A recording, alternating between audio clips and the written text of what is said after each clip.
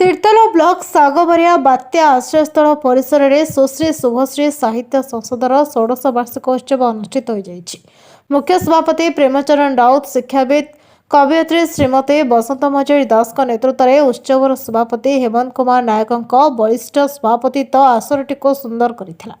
मुख्य अतिथि कवि पूर्वतन सांसद डॉक्टर प्रसन्न कुमार पाठशाणी, कैप्टेन ज्ञान कुमार सामंतराय, पूर्वतन अध्यक्ष आदिकवि सारला दास, कॉलेज मुख्य वक्ता सौभागिनी राय, विशिष्ट अतिथि डॉक्टर आलोक कुमार साहू, मुख्य चिकित्सा अधिकारी कटक बरणे अतिथि तापस राज महाराणा, डॉक्टर ज्ञानरंजन नंद उपस्थित थिला बेले शताधिक कवि स्वरचित कविता पाठ करथिले और सुश्री शुभश्री पत्रिका उन्मोचन होइतिला बेले कवि शांतनु षडंगिक पुस्तक उन्मोचन होइतिला। कविता गुड़िक संयोजना करथिले श्रीमती सविता महांती और प्रतिभा मिश्र। गाँ गहली में एमिति साहित्य आसर देखि डॉक्टर प्रसन्न पाठशाणी कवि मानक उच्च प्रशंसा करने सहित सुश्री शुभश्रीर दीर्घायु हेउ कहिथिले। जनकु आपण एक्यूज करिले दोष देले किंतु जनकु क्षमा देली गोटे महान ओडिशा को महान करिबार जो माने निर्माता माने सब जो माने वर्तमान निर्माण करूछथि से कवि मान को नमस्कार। आज मंचटा आपन केमि लागे एटा जदी এই গাঁরে সীমিত হয়ে না প্রতিটি গাঁরে কবি মানুষ কহিলে তবে গোটে লাইব্রেরি কর বই লেখুছ কোণ লাইব্রেরিটি কলে কଣ হব না তুমি তো মহান হব, তোমার ভাষা भी মহান হব, তোমার জাতি भी মহান হব, তোমার কার্যক্রম গুড়িক মধ্যে তোমাকে বিশ্ববিদিত করব। কাই ভুল করছ সব ମୁଁ ଏଇ କଥା କହିଛି ଏଠି ତ ରାଜନୀତି ଜମା କହି ନାହିଁ।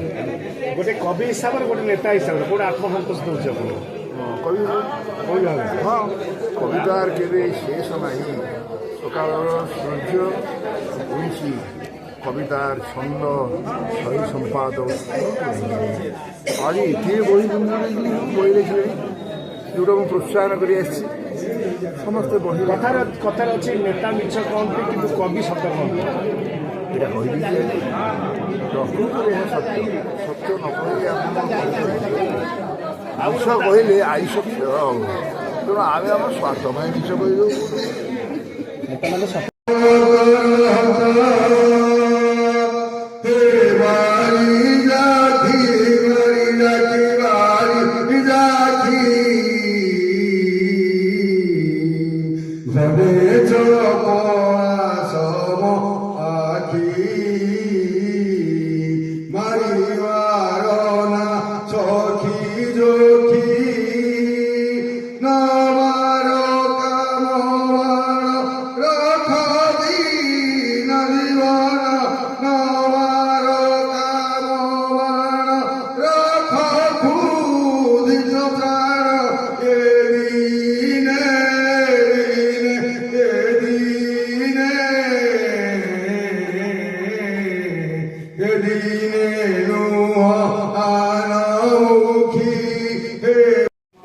अर्थ ज्ञान गणपति प्रसन्न पाखे महाशिव जे शक्ति राति ही गले यही माँ काली ही जाए काली शोब सहस्र पूजा हजार हजार हाथदा काली शोब